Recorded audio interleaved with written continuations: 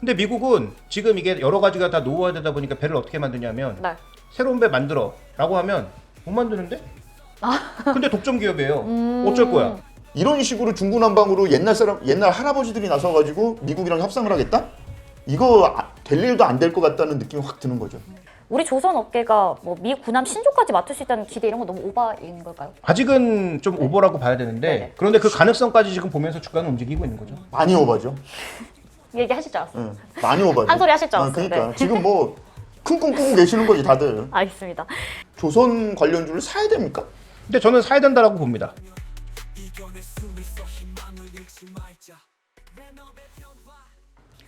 요즘 국내 증시를 살펴보면 트럼프 대통령의 입에 움직이는 상황인 만큼 그의 발언 한마디 한마디에 촉각을 곤두세우게 되는 것 같습니다. 트럼프 대통령이 다른 나라의 배를 구매할 수도 있다고 밝히면서 조선주가 최근 강세를 보이고 있는데요. 앞으로 조선주가 우리 국내 증시의 주도주가 될 수 있을지 이형진 국장 그리고 김종희 이사와 함께 짚어보겠습니다. 안녕하세요. 안녕하세요. 네, 자 조선업 재건을 위한 행정명령에 트럼프 대통령이 서명을 했습니다. 조선에 돈을 많이 쓰겠다 그리고 다른 나라의 선박을 구매할 수도 있다라는 시그널을 보내고 있는데요. 네, 일단 미국 조선업이 굉장히 심각합니다. 일단 총 건조량 기준으로 이거 네. CGT라고 하는데 건조량 기준으로 보면 우리나라, 중국이 물론 1위고요. 중국이 한 50%, 우리나라가 한 30%, 일본이 10%. 이 세 국가가 지금 90% 이상을 장악하고 있고요.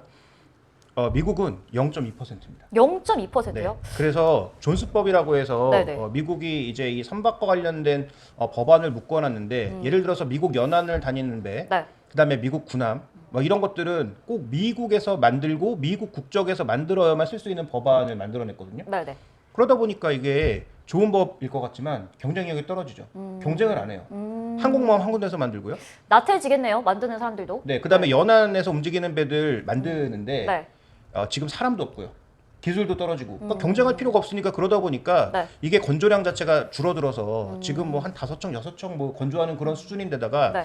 만든 배 수준도 정말 이상해서 그 연안을 돌아다니는 이 경비함 네. 이런 것들 같은 경우에는 만든 지 몇 년 되지도 않아서 다 퇴역해야 될 정도로 품질이 떨어져요. 네네. 그래서 그나마 이제 미국에서 만드는 군함 중에서도 이지스함이나 원자력 잠수함 이런 것들은 경쟁하거든요. 네네. 그러니까 그나마 좀 경쟁력이 살아 있고 경쟁하지 않는 배들은 지금 너무 경쟁력이 떨어지고 있어서 그래서 아까 말씀드렸던 총 건조량 기준의 그 점유율이 떨어지는 것도 문제지만 네네. 건조 능력도 없고 수리도 못하고 이래서 지금 어떤 수준이냐면 중국이 지금 현재 기준으로 해군이 350척 정도의 군함을 갖고 있어요. 네. 미군이 한 290척 정도 갖고 있단 말이죠. 오, 미군이 더 작네요. 네, 근데 물론 이 척수만 놓고 보면 그런데 네네. 총 건조량 톤수로 보면 항공모함이 미국이 더 많기 때문에 미국이 네. 더 높죠. 근데 문제는 뭐냐면 이 차이가 갈수록 벌어진다는 겁니다. 2030년 가면 중국이 500척이 넘을 걸로 예상이 되고 있는데 미군은 계획대로 했을 때 330척이에요. 그러니까 미군의 입장에서는 엄청나게 심각한 거죠. 지금 쌍둥이 적자 때문에 추가적으로 채권 발행도 굉장히 어려운 상황인데 미군은 또 60척 이상의 배를 2030년까지 퇴역시켜야 됩니다. 네. 왜냐하면 배가 굴러가질 않아요. 그러니까 굉장히 심각한 상황인 거죠. 세계의 패권은 바다에서 나온다라고 했는데 바다의 패권을 잡고 있던 미국이 그래서 최근 어떻게 보면 미국이 경찰국을 포기하고 있는 것도 이런 해군력이 달리고 있기 때문이 아닌가? 네. 그런데 이제 여기서 경쟁하는 중국을 따라잡으려고 하다 보니까 실제로 아무 준비도 되어 있지 않아서 한국이나 일본에게 손을 벌릴 수밖에 없는 그런 구도로 나가고 있는 건 아닌지 좀 이렇게 좀 봐야 될 것 같아요. 네. 우리나라에서 조선 산업은 국가 기관 산업이거든요. 그렇죠. 아주 중요한 자동차 과거부터 한 그렇죠. 70년대부터 우리나라를 지탱해오는. 그렇죠. 네. 그리고 어마어마한 사람들을 고용하기 때문에 노동 집약적인 산업이고 네. 물론 최첨단 산업으로 가고는 있지만 아직도 사람이 굉장히 많이 필요해요. 근데 미국의 조선업은 제가 좀 궁금해서 저희 특파원한테 연락을 해봤어요. 네. 미국의 조선업은 뭐냐 그랬더니 메이저 산업이 아니라는 거예요. 그렇게 중요한 산업이 아닌데 갑자기 트럼프가 조선에 돈을 많이 쓸 것이다. 이 조선이 대한민국 조선을 이야기하는 건지 네? 리퍼블릭 오브 코리아를 그렇죠. 얘기하는 건지. 조선의 4번 아니면 타자의 조선을 이야기하는 힘을 건지 얘기하는 그렇죠. 건지. 아니 분명히 바뀌었잖아요. 아 그런 건가요? 하여튼 그래서 돈을 많이 쓰겠다 그래서 네. 아니 자기네 국가기관 산업도 아닌 조선에다 돈을 많이 쓴다고? 이거는 뭔가 네. 협상을 위한 카드가 아니냐라는 생각을 그럼 우리나라와의 협상인 거죠? 우리나라도 마찬가지고요. 네네. 그 트럼프가 집권했을 때 일기 때도 그랬지만 방위비 문제에 대해서 엄청나게 신경을 많이 썼거든요. 네네. 근데 이게 돈을 받아내기가 굉장히 어려워요. 협상을 하고 또 하고 뭐 이것도 하고 뭐 저것도 하고 그러니까 갑자기 이제는 이런 거죠. 우리나라가 인도네시아하고 KF-21 협업을 하면서 돈을 못 받으니까 뭘 얘기했습니까? 야, 니네 농산물을 다 현물을 받겠다 그랬거든요. 이건 뭔가 우방국들 네. 그리고 조선의 강국들한테 현물 출자를 요구하는 거 아니냐 이런 생각이 든다는 거죠. 네. 일단은 뭐 저도 좀 놀란 부분이 뭐 드라마나 영화 보면은 뭐 미국의 어떤 해군 이런 거 있잖아요. 네. 네이비실 이런 게 굉장히 좀 뭐 웅장하고 뭐 그렇기 때문에 당연히 이런 조선 산업도 좀 발전을 해야지 않았을까라고 생각을 했는데 저도 기사를 좀 보고 살짝 놀랐고요. 확실히 그 중국의 조선업에 대한 위기감을 좀 느끼는 것 같아요. 그러니까 그게 가장 큰 문제가 뭐냐면 네. 아직까지는 괜찮아요. 아직까지는 압도적 전력이 맞는데 네. 척수 차이가 나더라도 압도적 전력이 맞는데 근데 말씀드렸던 것처럼 2030년 갔을 때 500척, 330척 일단 척수 기준으로도 큰 차이가 나는데 더 문제는 뭐냐면 네. 중국은 더 작은 배를 만들더라도 최신의 IT 기술이 접목된 그런 최신형의 배를 계속 만들어내고 있단 말이죠. 근데 미국은 지금 이게 여러 가지가 다 노후화되다 보니까 배를 어떻게 만드냐면 네. 새로운 배 만들어라고 하면 못 만드는데? 근데 독점 기업이에요. 어쩔 거야? 우리 그래서- 이런 거 못 만드는데 어쩔 거야. 네. 그러니까 로비를 하면서 그냥 그 해군 장성들 구워 삶아가지고 네. 우리 원래대로 만들 건데 어쩔 거야? 이런 식인 거예요. 네. 방산비리. 네. 우리나라 많이 그거- 봤잖아요. 네. 방산비리. 그러니까 그래서 그걸 조선 비리인 거군요. 그걸 뒤집으려고 원래 우리나라도 그렇고 그 한 뭐 5년 10년 단위로 그 전체적인 시스템들을 전부 갑니다. 네. 방산 시스템 자체를 이렇게 갈아야 되는데 그거마저도 이제 안 되는 거예요. 미국이 만들 수 있는 게 별로 없잖아요. 네. 그러니까 항공모함 같은 제조능력 것도 자체가 별로 없으니까 방산비리를 하고 싶어도 할 수가 없는 거예요. 뭘 만들어야지 방산비리를 하지. 아니, 그러니까 항공모함이나 이제 원자력 잠수함 같은 거 아직도 직접 만들지만 네. 그게 이제 경쟁이 없다 보니까 옛날 거 그대로 만드는 데는 문제가 없는데 최신 기술을 다 접목해서 최신형으로 나아가는데 일단 한계가 있고 네. 그다음에 만들어진 지 한 30년 된 배도 다시 쓸 수 있어요. 근데 다시 쓰려고 하면 전부 최신형으로 바꿔야 되잖아요. 네, 그렇죠. 안 되는 거예요, 이게. 그러니까 지금 미국이 원래 미 해군 전력에서 네. 60%는 항상 바다에 돌아다니고 있어야 되는데 지금 그 정도가 안 돼요. 심각하네요. 그러니까 들어가면 수리가 안 돼서 못 약간 나옵니다. 중국 청나라 때가 생각나는 그런 그 상황인 거죠. 그러니까 약간 보면은 그 해군 기준으로만 봤을 때 이게 제국의 몰락 때 나타나는 그런 상황이 아닌가 싶어서 청나라가 네. 딱 그랬거든요. 네. 청나라 살아보셨어요? 아, 청나라에 대해서 이제 열심히 공부하다 보니까 네. 사실 중국 문화의 중심은 청나라죠. 어... 몽고 청률 있지만 열심히 다니는 거 아니에요? 아니 그렇게 자. 근데 이제 이게 우려하는 상황이 있어요. 네. 앞서서 말씀드렸잖아요. 돈을 조선에 많이 쓰겠다.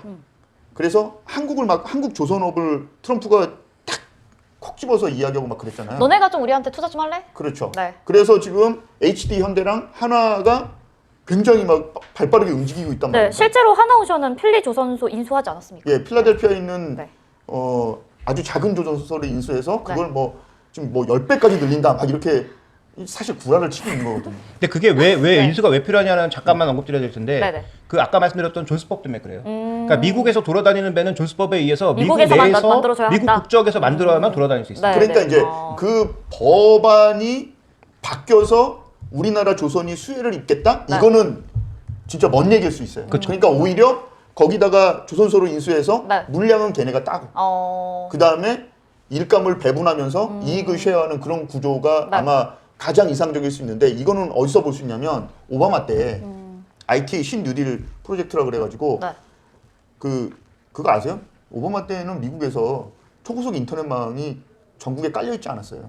그래서 이제 그걸 깔겠다고 우리는 막 다 전국이 다 깔려 있고 막 몇 개 업체가 하잖아요. 네. 그걸 깔겠다고 이제 시스코를 시킨 거죠. 근데 시스코는 자기네가 그걸 다 할 수 없으니까 네. 하청을 주기 시작한 겁니다. 그 중에 들어가 있던 통신 업체들이 뭐 삼성도 들어가 있고 네. 막 이런 데들이 들어가면서 이제 그 인프라를 깔았는데, 그러니까 소위 말하는 시스코는 미국 정부에서 일감을 따와가지고 자기네들이 하청을 주면서 컨트롤 타워가 됐던 거죠. 네. 일종의 통행세를 받으면서 이제 시스코는 꿀을 빨았던 거고. 네. 그러니까 지금 미국 정부 트럼프 2기가 미국 조선업을 살리기 위해서 진행하는 건 제조업이 미국 내에 다시 들어오는 그것과는 좀 다른 다른 형태라는 영역이다. 거죠. 오히려 네. 믿을 만한 놈들한테 일감을 주고 안정적으로 국가의 기밀이 밖으로 나가지 않는 구조에서 네. 미국 정부가 돈을 더 내지 않고 재건할 수 있는 그런 식의 생각을 하고 있는 거 아닐까라는 네. 생각이 드는 거죠. 그래서 낙후돼 있는 미국 조선사들은 시스코처럼 통행세를 받을 가능성이 굉장히 높은 그런 상황입니다. 뭐 이제 현대중공업도 이제 미국에다가 이지스함 연 5척 건조할 수 있다라고 제안을 하기도 했는데, 그러면 우리가 이제 이런 미국에서 제안이 들어왔을 때 제안을 받기만 하기엔 좀 아쉽지 않습니까? 그러니까 어떤 좀 협상의 카드로도 좀 여지가 활용이 될 수 있을까요? 근데 이거 뭐 앞으로 지켜볼 여지가 좀 많아요. 왜냐하면 미국의 그 첨단 무기와 관련된 여러 가지 상황들을 네. 아무리 우리가 동맹국이라고 하지만 전부 오픈할 리가 없잖아요. 그렇죠. 오픈할 수도 없고. 네. 그러면 아까 이제 국장이 잘 얘기해 주셨는데 이 협업의 단계를 어디까지 가져갈 거냐. 그러니까 껍데기만 너희가 만들고 네. 나머지 최첨단 시스템은 전부 미국에서 달아주는 형태로 할 거냐. 근데 그 최첨단 시스템마저 미국은 스스로 만들지 못하기 때문에 그러면 뭐 설계도 정도로 공유를 하고 그 공유를 하는 뭐 사람들은 뭐 예를 들어서 뭐 미국 내에서 벗어나지 못하게 한다든지 뭐 이에 관련된 내용이 뭐 밖으로 새어나가면 뭐 사용시킨다든지 네. 어떤 뭐 극단적인 방법으로 뭐 통제를 할 거냐. 어떤 뭐 굉장히 많은 그런 논란거리가 있단 말이에요. 그래서 지금 시장에서 바라보는 시각은 새 시장이 열린 건 분명히 맞고 네. 우리나라 조선업이 몇 년간 힘들어했던 건 일감이 없어서라기보다는 경쟁이 심해지면서 힘들어했던 거예요. 그러니까 네. 중국이 치고 올라오면서 네. 그런데 중국은 들어올 수 없다고 하는 이 미해군의 새로운 시장, 그다음에 미국 상선의 새 시장이 열리다 보니까 이건 이제 굉장히 긍정적인 부분이 있단 말이죠. 네. 다만 일단 마진율. 그다음에 과연 미해군과 관련된 뭐 핵심 시스템까지 우리가 접근이 가능하냐? 이런 문제는 조금 다른 문제여서 네. 새 일감이 생기는 것 정도까지만 보는 게 좀 좋지 않을까라는 정도로 그래서 접근해 불확실성이 주실 것 같아요. 굉장히 크다는 거죠. 근데 네. 지금 HD 현대나 한화 같은 경우에는 여기에 거의 목매 달듯이 전사적인 노력을 기울이고 있어요. 이거는 근데 좀 신나 있는 것 같아요. 올해 2월에 군함 수출 원팀을 구성했다고 하던데요. 그러니까 이게 왜 그러냐면 네. 한화그룹도 그렇고 HD 현대도 그렇고 이세 승계, 그러니까 승계에 대한 문제가 있거든요. 네. 그러니까 이 소위 말하는 여기 그 장남들, 한화는 김동관 부회장이죠. HD 현대는 정기선 부회장인데 이 사람들이 뭘 한 게 없어요. 뭐 성공한 프로젝트가 없어요. 그러니까 이런 거에 편승해가지고 네. 이 성과를 만들어야 한다. 그렇죠. 실적을 올려주기 위해서 그냥 막 이게 좋다, 이게 성공할 것이다, 막 이렇게 엄지손가락 내보내고 막 이러고 있는 거예요. 근데 이제 우려스러운 게 뭐냐면 지금 이 김동관 부회장이나 정기선 부회장은 젊은 사람들이잖아요. 그렇죠. 나름 글로벌 비즈니스 감각을 키워가고 있는 사람들인데 이 사람들을 밀어주고 있는 사람들이 옛날 사람들이에요. 옛날 쌍팔년도 아저씨들. 그러니까 아버지의 사람들. 네네. 예를 들면 김춘수 부회장, 한화의 김춘수 부회장 지금 고문이죠. 그 다음에 주 한화에 있는 김창범 부회장, 정영재 실장. 인사에는 진짜 빠삭하신 것 같아요. 그 이 양반도 저기 아버지의 사람 아니에요. 옛날 사람. 이분이 무슨 글로벌 비즈니스를 뭐 얼마나 해봤겠어. 그러니까 이상한 거 하는 거예요. 막 한화 에어로 유상증자 때문에 엄청 욕 먹었잖아요. 그 누가 했겠어? 김창범이 했거든. 이런 식으로 막 하는 거예요. 왜 한화 에너지를 밀어줘야 김동관이 욕을 안 먹거든. 그런 거를 하는 거 보면서 이 글로벌 비즈니스에 대해서 이 사람들이 진짜 뭔가 할 수 있나? 그냥 우격다짐으로 그냥 머리만 들이밀고 막 이거 할 문제인가? 왜냐면 김종효 이사가 이야기했던 것처럼 훨씬 더 내부적으로는 더 면밀하게 검토해야 될 사안들이 많은데 지금 그냥 아드님을 위해서 무턱대고 그냥 대가리부터 들이밀고 가는 그런 비즈니스를 하는 게 아닌가라는 우려를 지금 하게 되는 거죠. 왜냐면 HD 현대도 보면 지금 권오갑 회장이 아버지의 사람이잖아요. 정몽준 네. 전 회장의 골드맨이죠. 명예회장. 예. 네. 진짜 옛날 사람이거든요. 이 양반이 지금 드라이브 걸면서 미국에 있는 그 군함 이거 따오겠다고 막 그러는 건데 이런 식으로 중구난방으로 옛날 할아버지들이 나서가지고 미국이랑 협상을 하겠다? 이거 될 일도 안 될 것 같다는 느낌이 확 드는 거죠. 네, 일단 뭐 말씀하신 우려는 저도 충분히 고려해야 된다라고 보는데 네. 다만 우리에게 기회가 온 것도 맞는 게 지금 미국이 얼마나 중국을 압박하고 있냐면 네. 저번에도 한번 말씀드린 것 같은데 이거 생산력 싸움이거든요. 결국 패권국의 그렇죠. 싸움은 생산력 네. 싸움인데 얼마나 많이 만들어내느냐. 그러니까 미국이 잘. 핵심 기술을 많이 갖고 있는 건 사실인데 네네. 그럼에도 불구하고 지금 스스로 만들어낼 줄 아는 게 별로 없는 게 가장 큰 문제고 그다음에 최첨단 기술 쪽에서는 중국이 너무 빠른 속도로 쫓아오고 있는 것도 문제예요. 네. 그러다 보니까 지금 얼마나 그러니까 중국 입장에서 보면 제가 중국 편드는 거 아닙니다. 네, 중국 네. 나쁜 놈, 시진핑 나쁜 사람. 근데 제가 분명히 말씀드리고 싶은 건 진짜 치사하다 싶을 정도로 압박을 하고 있어요. 어떤 식으로 압박을 하고 있느냐? 네네. 지금 우리에게 중국을 배제하고 일감을 주는 것 정도는 양반이죠. 네. 지금 미국 내 들어오는 중국 배를 아예 못 들어오게 수수료를 매긴다. 2배를 넘게 매기고 오. 있고요. 그게 중요한 게 아니고 네네. 중국 선사들도 못 들어오게 할 뿐만 아니라 중국 배가 있는 선사에게도 수수료를 부과하겠다는 거예요. 그러니까 중국 선사는 당연히 못 들어오는 거고 그럼 중국과도 교류하는 나라들의 아까 교류가 아니라 네. 중국 선사 배를 쓰는. 중국 근데 배를 아까 쓰는- 말씀드렸잖아요. 전체 50%가 중국 거라니까요. 그러니까 중국 배를 안 사용하는 선사가 없어요. 그러니까 들어오는 거의 모든 선사 있잖아, HMM. 씁니다. HMM 씁니다. 작은 배는 씁니다. 2%. 아니 그러니까 어쨌든 씁니다. 작은 배는. 네. 근데 그게 이제 여기서 2% 같은 거 얘기할 때 이게 선봉량 기준인지 척수 기준인지는 잘 따져봐야 되고요. 그다음에 어쨌든 그런 관점에서 만약에 들어가게 되면은 네. 정말로 중국을 물론 그렇지 않아도 뭐 중국 배가 뭐 유럽 많이 나가니까 미국에 별로 안 가니까 상관없다라고도 할 수 있지만 네. 그럼에도 불구하고 이 정도까지 진심으로 중국을 압박하고 있고 그 상대적으로 중국을 압박하니까 그 수혜를 한국이 누릴 수 있지 않겠느냐라는 네. 기대감이 있는 거예요. 그러니까 지금 세 가지 분야에서 지금 모멘텀이 나오고 있는 건데 상선 쪽에서도 이렇게 하나의 모멘텀이 나오고 있고 그다음에 이제 LNG선 지금 미국이 많은 LNG를 생산해내고 있지만 수출할 배가 없거든요. 네. 그러니까 이거 수출할 배를 만들 수 있는 모멘텀이 하나 있고 거기다가 해군까지 세 가지 모멘텀이 있는 거예요. 우리 일감이. 네. 그러니까 이 세 가지 중에 한두 가지만 제대로 따와도 일단 우리에게는 큰 일감이 생기는 것 아니냐. 그다음에 중국과의 경쟁 때문에 상선하고 이런 것들은 굉장히 힘들었는데 네. 이것도 좀 돌파할 수 있는 여지가 있지 않을까라는 기대감이 생기는 거죠. 근데 입항 수수료 뭐 실제로 부과할지 이런 것도 나름 좀 내부에서도 반대 의견이 꽤 근데 있다고 하는데요. 이거는 잘 보셔야 돼요. 왜냐면 갑자기 그 선사 운임이 올라갔을 때가 있었어요. 그건 네. 뭐냐면 그 선박에 대한 공해 규제를 강화하면서 IMO 규제. 음. 예. 강화하면서 예전에는 네. 입항할 때까지 시속 뭐 30노트로 계속 이렇게 달려가서 그 앞에 딱 섰다면 네. 야 니네 매연 많이 나오니까 몇 킬로 밖에서는 천천히 와. 매연 뭐 안돼 안돼. 웃기다. 이렇게 해석해주니까. 그러니까 천천히 와서 입항을 했단 말이죠. 네. 그러면서 시간이 걸리니까 네. 그 선사료가 올라갔었어요. 아 그러네. 그렇죠. 네. 그것도 강제로 했단 말이죠. 네, 기름 많이 바닥에 버리겠네요. 그렇죠. 그러니까 이런 식으로 할 수밖에 없는 이거 만약에 한다 그러면 말 들어야죠. 왜냐면 물건을 내려야 되는데 물건 천천히 내리면 내릴수록 다 손해인데. 네. 그러니까 이거는 미국 정부가 정말 의지를 가지고 한다 그러면 선사들은 속수무책이다. 방법이 없는 거예요. 네. 그다음에 그러면 또 한 가지 문제가 네. 뭐냐면 지금 그 전 세계적으로 항만 처리 능력은 중국과 중국이 잡고 있는 중국 선사나 중국의 해운사가 잡고 있는 쪽이 가장 빠릅니다. 네. 그러니까 미국의 가장 큰 항구는 LA 항구인데 LA 항구도 처리 능력이 굉장히 느려요. 그나마 우리나라는 좀 빠른 편이고 부산항은 좀 빠른 편이고 네. 중국의 상하이나 이런 데가 압도적으로 빠릅니다.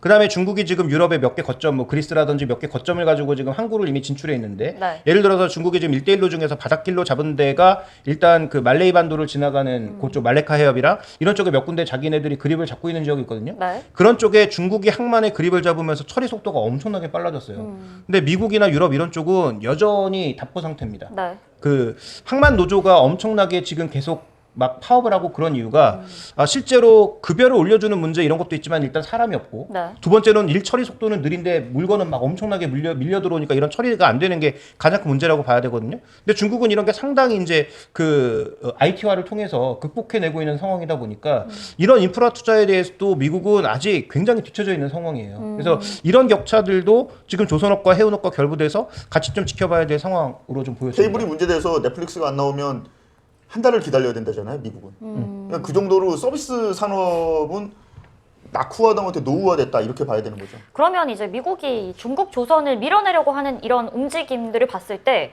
우리나라 기업이 좀 반사 이익을 얻을 수 있는 부분이 있을까요? 네, 당연히 있죠. 왜냐하면 지금 워낙 치열하게 경쟁하고 있는 부분이 상선 부분이에요. 그러니까 벌커하고 탱커 쪽은 네. 이미 많이 내준 상황입니다. 오. 그러니까 벌커라고 하는 거는 소위 이제 권한문이라고 해서 곡식이라든지 뭐 네. 철광석 이런 것들 담는 거 이제 벌커라고 하는데 그런 것들은 이미 꽤 많이 그립을 내준 상황이고요. 네. 그다음에 이제 탱커라고 해서 그 안에다 이제 석유 같은 거, 유류 같은 거 싣고 다니는 이런 배는 아직은 그래도 우리가 조금 하고 있는데 이런 쪽, 그러니까 상대적으로 좀 작은 배는 거의 중국으로 넘어간 상황이고요. 거대 상선까지도 중국이 지금 막 침탈해 들어오고 있는 상황이에요. 네. 근데 이제 여기서 브레이크가 하나 걸렸던 건 LNG선, LPG선 같은 것들은 아직은 중국보다는 우리가 전 세계에서 그립을 잡고 있는데 이번에 미국이 딱 치고 들어오면서 상선이나 벌커, 탱커 같은 것들도 일부 우리가 물량을 확보할 수 있지 않을까라는 그런 기대감을 가지고 있는 거죠. 네. 그러니까 우리는 그동안 아까도 잠깐 말씀드렸는데 조선업이 어려웠던 건 수주 물량이 없었던 적은 단 한 번도 없습니다. 수주 물량은 계속 있었는데 네. 그게 마진율이 높으냐 낮으냐의 싸움이었거든요. 근데 그 높은 중국이 덤핑으로 치고 들어오냐 그러니까. 안 치고 들어오냐 그렇죠. 이게 관건이었죠. 그렇죠. 근데 이제 미국이 그렇게 빡 쳐주면서 네. 새 시장이 열리는 건 새 시장이고 기존 배들 같은 경우에도 마진을 조금 올릴 수 있지 않을까라는 그런 기대감이 생기고 있는 게 네. 지금 미국이 중국 조선을 밀어내면서 우리가 받을 수 있는 수혜라고 좀 봐야 될 것 같아요. 네. 뭐 버스비가 얼마인 줄 아세요? 갑자기요? 아니 갑자기 생각나가지고요. 아. 아니 왜냐면 네. HD 현대를 다루는 게 그 여러 번 다루진 않잖아요. 그렇죠. 자주 오는 기회가 아니죠. 그러니까 아니면 HD 날마다. 현대그룹을 자꾸 생각하니까 정몽준 명예회장이 자꾸 생각나서 그분이 버스비로 이렇게 정계 은퇴하신 분이잖아요. 근데 그게 좀 옛날 일 아닌가요? 제가 아마 학생 때로 기억하는데. 아 그렇죠. 네네. 그 왜냐면 정기선 부회장이 이 HD 현대한테는 엄청 중요한 사람이거든요. 또 둘째는 또 그 SNS에다가 민중은 개 돼지 뭐 이런 거 얘기해가지고 사과하고 아빠가 사고하고 뭐 이런 적 있었잖아요. 그러니까 이 한화도 그렇고 HD 현대도 그렇고 장남이 잘해야 된다. 뭐 한화 둘째, 셋째도 뭐 두말하면 입 아플 정도로 문제아들이잖아요. 그러니까 지금 이 상황, 물이 들어왔을 때 노 저어야 된다는 이 상황에 대해서 양쪽 그룹이 엄청나게 폭발적으로 막 뭔가를 해보려고 노력을 하는 것 같은데 네. 그래도 기다려야 됩니다. 새로운 거버넌스, 네. 새로운 대통령이 나오기 전까지 기다려야 한다. 기업이 네. 단일 협상을 통해서 이득을 얻겠다? 네. 이거는 꿈 같은 얘기죠. 자, 그러면 우리 조선 기자재 업체들의 움직임도 한번 살펴봐야 할 것 같아요. 심상치 않다고 하는데 좀 최근 이슈가 어떤 게 있을까요?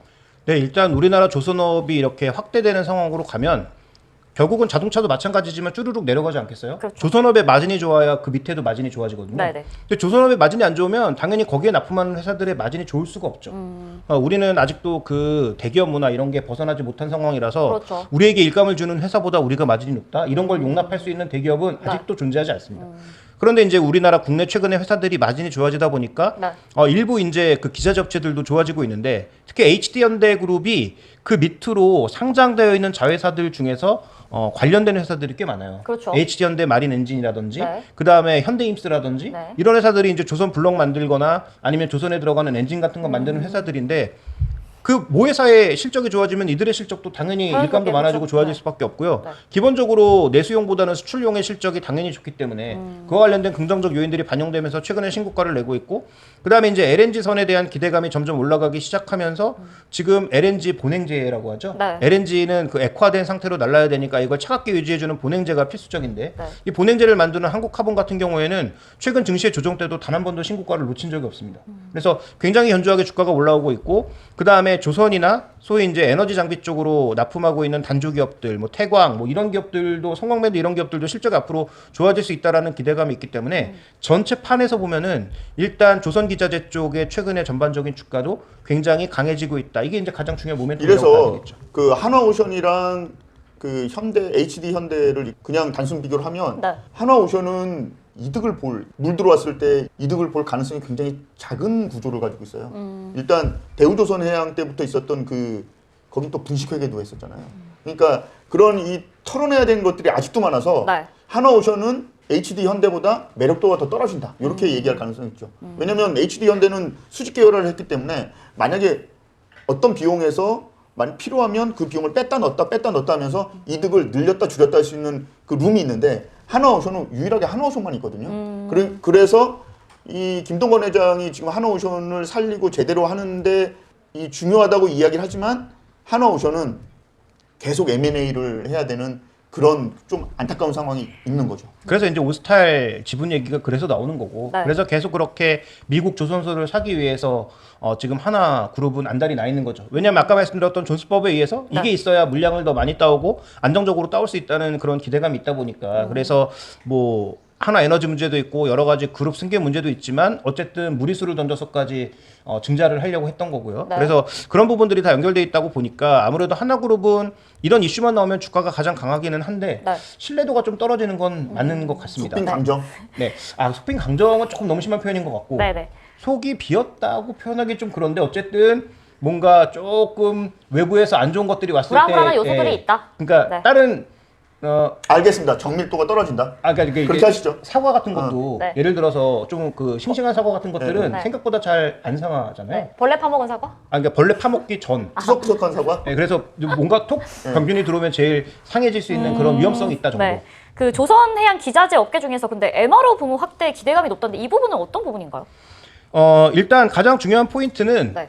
그 지금 현재 구간에서 산업이 굉장히 이렇게 넓어지고 있다는 게 핵심 포인트예요. 그러니까 단순하게 배만 지금 늘어나는 게 아니란 말이죠. 네. 연관된 산업들이 계속 쭉 늘어날 수 있겠다. 그래서 원래 이 미국 요소를 완전히 빼고도 작년부터 조선업의 실적이 계속 올라왔던 것은 네. 배만 좋아진 게 아니라 여러 가지가 동시다발적으로 다 좋아진. 그러니까 뭐 해양 장비라든지 그다음에 뭐 배들 여러 선종들이 다 같이 좋아진 게 마진이 전반적으로 좋아진 게 크게 기여했던 부분이었는데 네. 여기다가 이제 미국 모멘텀까지 붙으면서 크게 붐업된 거거든요.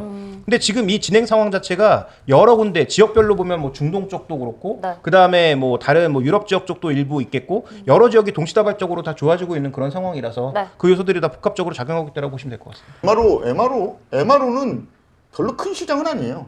근데 그 대한항공도 보면 MRO를 하면서 그다음에 뭐 우주 발사체 MRO를 하면서 실력이 늘어나는 그런 구조거든요. 네. 그러니까 이게 만약에 MRO가 우리가 예상하는 대로 트럼프 방식의 MRO가 진행이 된다 그러면 이 한국 조선업의 신뢰도나 네. 그다음에 재반 사항이 굉장히 늘어날 수 있는 그런 뭐라 그래야 되나 미끼 상품이 가능하다 네. 이렇게 보는 게 미끼 맞을 것 상품. 같습니다. 근데 원래 작년에 그 약간 정체를 보이던 한국 조선업의 주가가 튀기 시작한 첫 번째 미해군 모멘텀이 MRO였어요. 그러니까 미국 해군의 네. 소위 이제 수리를 우리가 할 수 있다. 그러니까 실력 있네 네. 이렇게 되는 거죠. 그와 관련된 허가를 득하면서 이게 네. 이제 뭐 아까 작은 시장이라고 하셨지만 전체 조선 시장에 비해서 작은 시장은 맞는데 네네. 이것도 이제 규모로 보면 뭐 한 30조 시장 이렇게 얘기하거든요. 그러니까 절대 작은 시장은 아닌데 그걸 우리가 다 가져올 수는 없죠. 그렇죠. 어차피 미국이 네. 주로 하는 거고 아시아 쪽에서 벌어지는 일. 그러니까 미국이 예전에 신경을 중동 뭐 유럽 이런 쪽에 썼다면 이제 아시아 쪽에 중국 쪽에 쓰니까 네. 그쪽에 배가 많이 나가 있어야 되는데 거기서 배를 수리할 때 계속 미국으로 올 수 없잖아요. 그렇죠. 그러니까 이제 그런 부분들을 커버하기 위해서 그다음에 또 중요한 건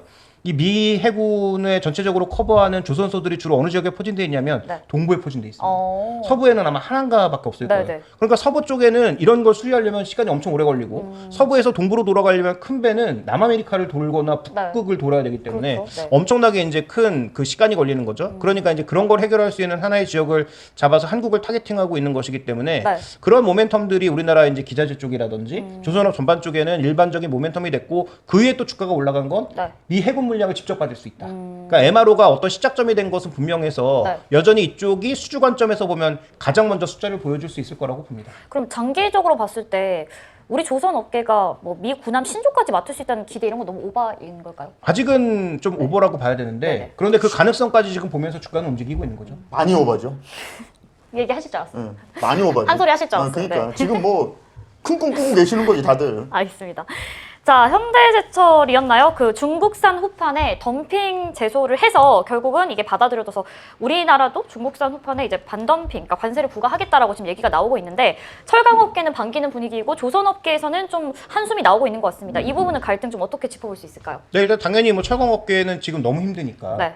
이런 조선용 후판이 싸게 들어오는 것에 대한 덤핑 관세를 부여해달라고 했고 정부가 이제 인정을 해준 거잖아요. 그렇죠. 근데 이제 중국이 어떤 맞대응을 하느냐는 좀 더 지켜봐야 될 텐데 지금까지 나오는 분위기로 보면 중국은 그게 이제 비중이 전체적으로 보면 얼마 안 돼서 네. 큰 뭐 이렇게 부담이 될 가능성은 아직까지는 낮아 보여요. 그렇다면 과거에 이제 조선업이 힘들 때 철강업이 도와준 부분이 있기 때문에 네. 저는 이게 이제 겉으로는 갈등이라고 하지만 어느 정도 협의에 들어갈 가능성이 있다. 그러면 이 뉴스는 조선업보다는 철강업 쪽에 좀 더 모멘텀이 될 가능성이 높아요. 네. 그래서 현대제철은 아무래도 이제 자동차용 강판 쪽이 좀 더 모멘텀이 있으니까 봉영광이 주력이니까 네. 동국제강이라든지 이런 쪽에 좀 더 모멘텀이 될 수 있지 동국제강. 않을까 네. 이렇게 봐야 될 것 같습니다. 그러면 지금까지 얘기를 했잖아요. 조선 관련주를 사야 됩니까? 근데 저는 사야 된다라고 봅니다. 왜냐하면 조선주가 지금 좋아지고 있는 건 미국이라고 하는 모멘텀이 좀 과하게 붙어 있는 부분이 분명 있어요. 이거 인정합니다. 네. 그런데 과해. 많이 과해. 그럼에도 불구하고 그럼에도 불구하고. 기본적으로 작년부터 좋아지고 있는 이익은 무시할 수 없는 거죠. 네. 그러니까 이게 작년부터 구조적으로 어떤 게 나타나고 있냐면 조선은 보통 그 매출을 2년간 받거든요. 그러니까 2년간 받아서 차곡차곡 그 수주된 부분이 돈을 2년간 쪼개서 받는 거예요. 네. 이 조선업의 이익 구조가 좋아지기 시작한 게 재작년부터입니다. 그러니까 이제 작년에 실적이 거의 BEP 수준으로 올라온 거고 네. 올해는 영업마진 기준으로 한 3% 이상으로 올라올 겁니다. 근데 이게 워낙 수주 규모가 크다 보니까 뭐 수주가 다 조단위예요. 네. 그러니까 수주자들은 조단위에서 그 매출이익률 3%라고만 해도 영업이익률 3%라고만 해도 금액은 작지 않고요. 그다음에 만약에 이거 미 해군 모멘텀이 좀 붙기 시작하면 그러면 지금 실적이 과연 뭐 밸류에이션이 비싸다라고 볼 수 없는 그런 구간이니까 저는 조선업 사야 된다라고 보는데 다만 경계할 건 두 가지. 하나그룹이 스스로 갖고 있는 그룹 리스크를 지원나갈 수 있느냐는 좀 검증이 필요해서 네. 3대당 중에서 하나오션은 제가 보기엔 좀 추격하기에는 무리수가 있다. 그다음에 또 하나의 포인트는 조선기자재 중에서는 호재를 선반영한 종목군들이 꽤 있어서 조선기자재 종목군들에 대해서는 좀 더 우리가 낮은 목표 수익률이 필요하다 정도만 말씀드리고 싶고요. 네. 종목으로 말씀드리면 HD현대중공업, 삼성중공업, 네. 그다음에 저는 현대힘스보다는 오히려 HD 현대마린엔진, 그다음에 뭐 본행제 쪽에서 보면 일단 한국카본 같은 종목군들은 계속 좀 주목해 볼 만한 종목이 아닌가 이렇게 보고 있습니다. 네.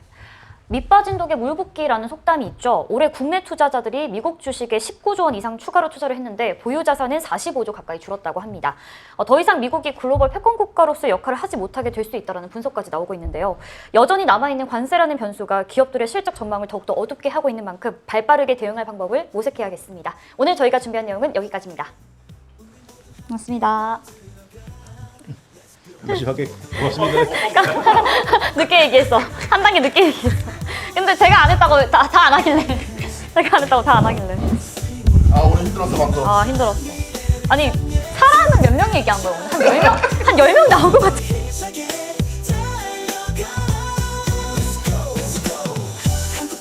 구독 좋아요. 알림 설정. 열심히 살겠습니다.